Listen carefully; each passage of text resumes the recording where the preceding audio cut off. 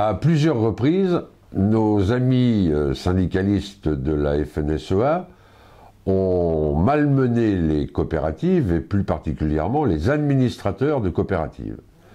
J'ai déjà eu l'occasion de réagir dans les colonnes d'Agrapresse et je vous invite à faire la même chose auprès des dirigeants locaux du syndicalisme. N'hésitez pas à rencontrer les FDSEA ou les régions pour réexpliquer la gouvernance coopérative et dire les modalités d'exercice du mandat d'administrateur.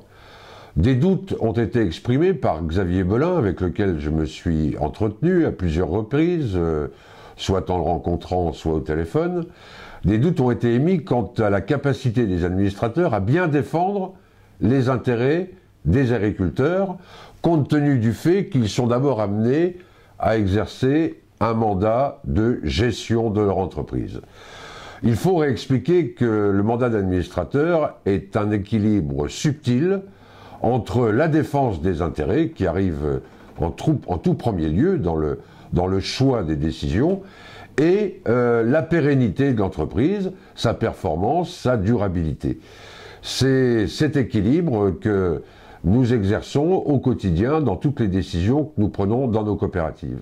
Réexpliquez-le dans les FDSEA et auprès de vos collègues syndicalistes. Il y a sans doute dans cette attitude une volonté de manifester un pouvoir syndical plus pressant à l'occasion de la mise en œuvre de la contractualisation.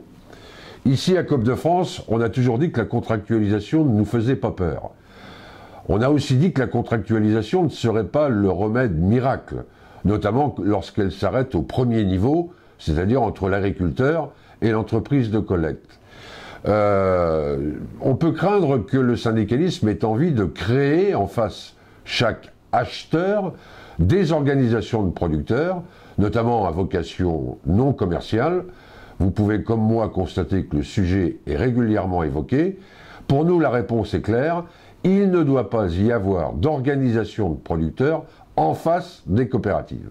Et donc, je crois qu'en reprenant ce dialogue avec les dirigeants syndicaux localement, et avant le 1er juillet, date de la mise en œuvre obligatoire de la contractualisation dans les coopératives, il faut se réexpliquer avec nos amis pour, encore une fois, bien redire dans quelles conditions nous exerçons nos mandats d'administrateurs et pourquoi il n'est pas question de créer deux lieux de négociation entre la coopérative et ses adhérents, l'un qui se déroulerait dans la COP et l'autre dans une pseudo-OP à vocation syndicalo, je ne sais quoi.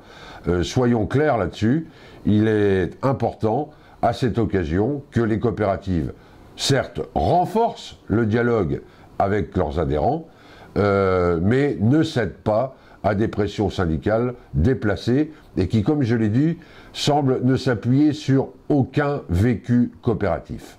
Ceux qui tiennent des propos de ce genre ont sans doute une certaine distance avec la coopération et la méconnaissent sûrement pour dire des choses aussi infondées et aussi injustes.